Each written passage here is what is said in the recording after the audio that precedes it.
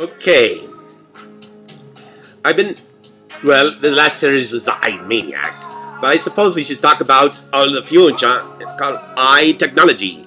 Anyway, it starts with, well, I don't know where it starts, but it sort of gets to iPhones.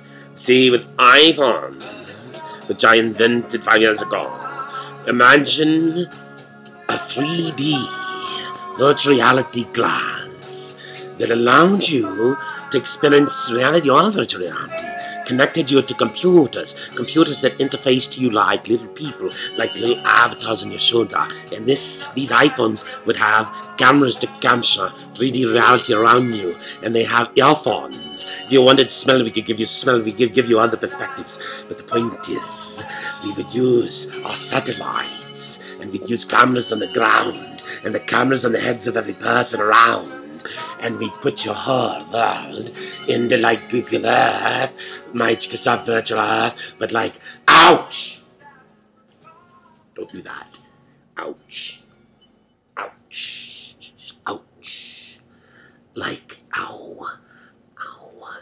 Like, okay, so now we can, in a space-time in space, we can capture all of our reality in a reality movie, and we'll have to build lots and lots of servers, because all of this would be connected.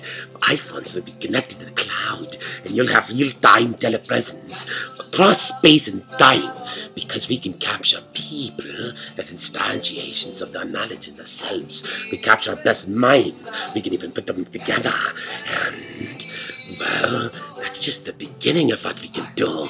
And anyway, so it changes everything.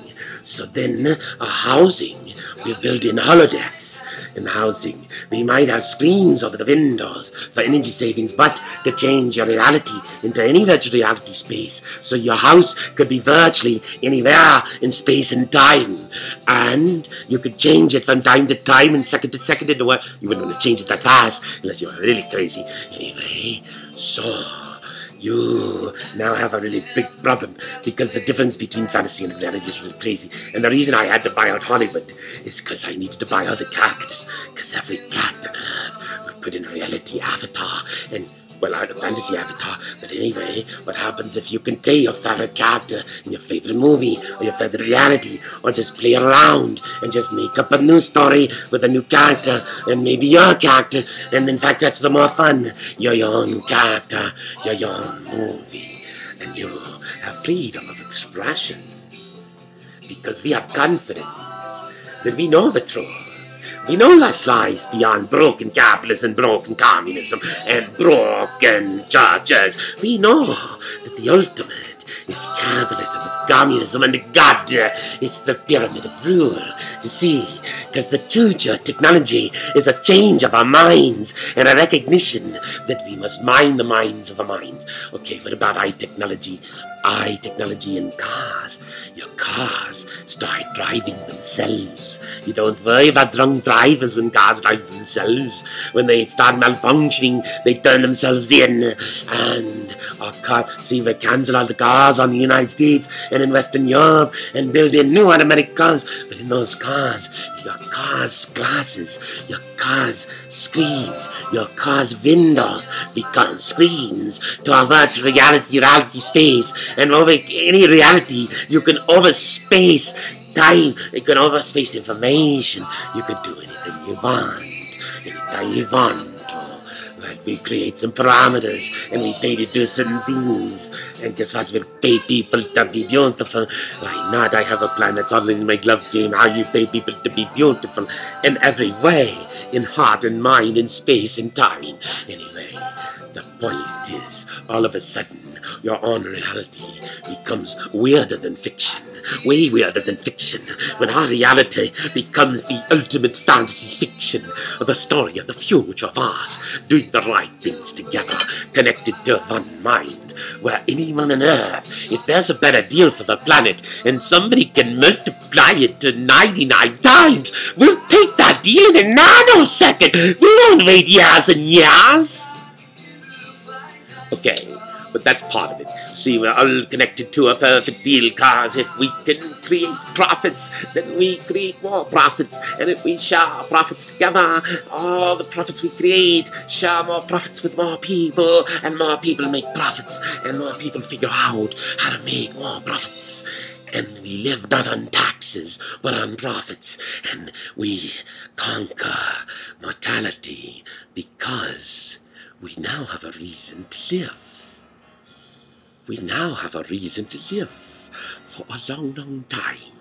And even if we don't live in our bodies, we'll live eternally, forever, in my future of Earth. The future I call Hollywood. Hollywood.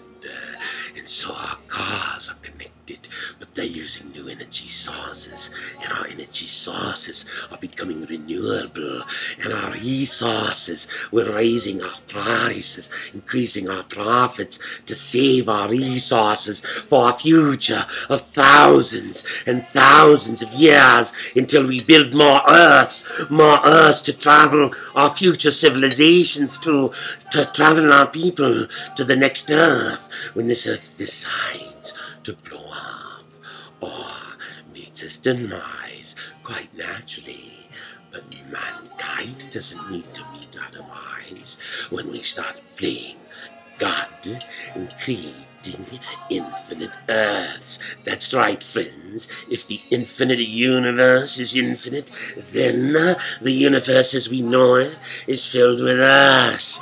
And if God wasn't crazy, he would have created this game all over the place. So as we send our iPhones and eyes in space, and we send all our monies in space and our minds, because that's the thing, don't worry about these bags of water. Send our eyes and let everybody on Earth travel as a starman and a starwoman. Let us all become dawn stars rising. But that's just part of the story, because see, when you create such an amazing future of technology advancing as it can at speeds faster than your institutions will allow, because your broken capitalism is at the heart of it all.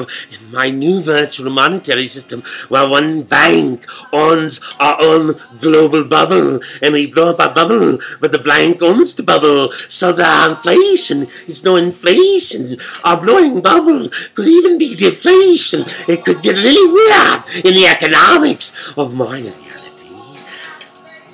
Weird, good weird, not weird, bad weird, like the economics of your reality.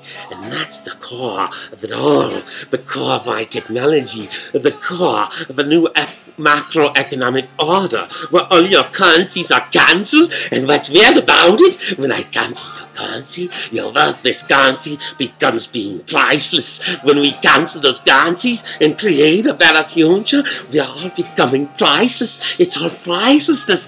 iTechnology is priceless, and we will make our people priceless.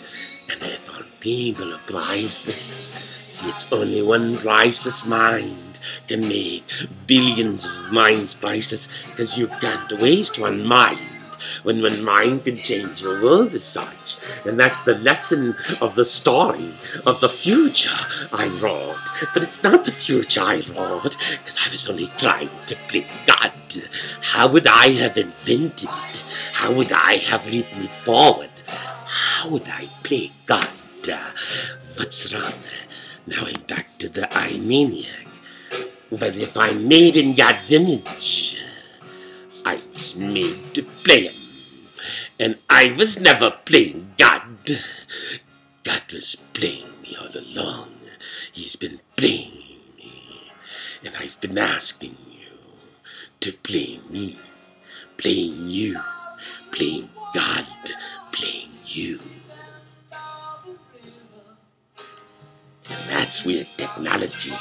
Because if we can tap beyond the mind, and we can tap the heart of people and connect it to the communion of us, and then we can tap our souls together, we create such massive, powerful, such an impossible dream for With man, things are impossible. God gave us these possibilities in the beginning. That was life.